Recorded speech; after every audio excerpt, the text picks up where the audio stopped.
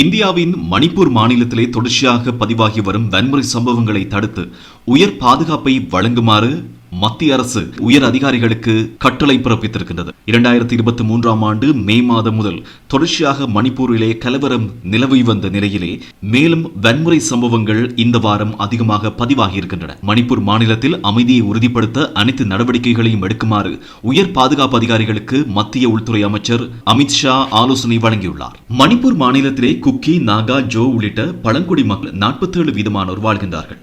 மெய்தி உள்ளிட்ட பழங்குடியினர் அல்லாத மக்கள் 53% வாழ்கின்றார்கள். அங்கு வாழ்கின்ற பழங்குடி மக்களுக்கு சிறப்புரிமைகள் வழங்கப்பட்டிருக்கின்றன.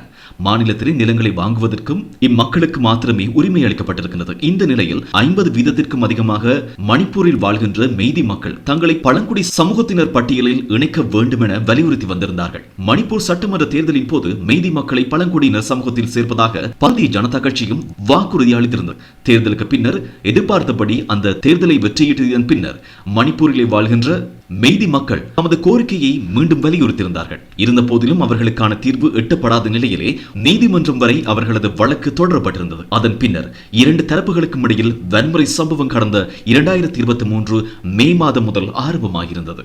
கடந்த ஆண்டு முதல் மணிப்பூர் வன்முறை சம்பவத்தால் 1000க்கும் அதிகமானோர் படுகாயம் அடைந்திருக்கிறார்கள். 30க்கும் அதிகமானோர் காணாமலாக்கப்பட்டிருக்கிறார்கள்.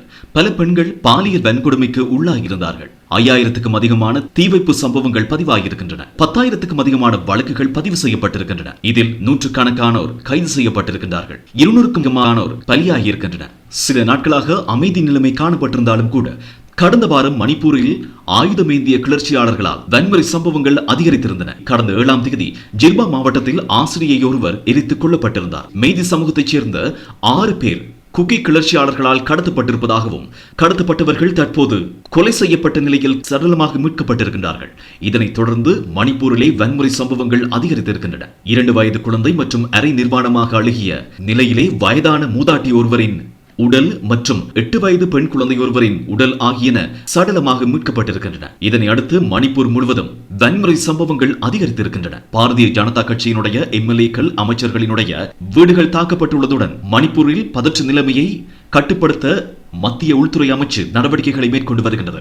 இதற்கிடையில் பாரதிய ஜனதா கட்சி அரசுக்கு தாம் அளித்த ஆதரவை வாபஸ் வாங்குவதாக தேசிய மக்கள் சக்தி தெரிவித்திருக்கின்றது. 60 உறுப்பினர்களை கொண்ட மணிப்பூர் சட்டசபையிலே 7 எம்எல்ஏக்கள் தேசிய மக்கள் சக்தியின் உறுப்பினர்களாக காணப்படுகின்றார்கள். மணிப்பூரில் பதிவாகி வரும் தீவிர வன்முறை சம்பவங்கள் காரணமாகவும் மக்களின் உயிர்கள் காவு கொள்ளப்படுவதன் காரணமாகவும் பிரேன் சிங் தலைமையிலான மணிப்பூர் மாநில அரசு நெருக்கடியை தீர்க்கவும் இயல்பு நிலையை மீட்டெடுக்கவும் முற்றிலும் தவறிவிட்டதாக எதிர்ப்பை தெரிவித்து தேசிய மக்கள் சக்தி பாஜகவுக்கான ஆதரவை வாபஸ் பெற்றுள்ளது.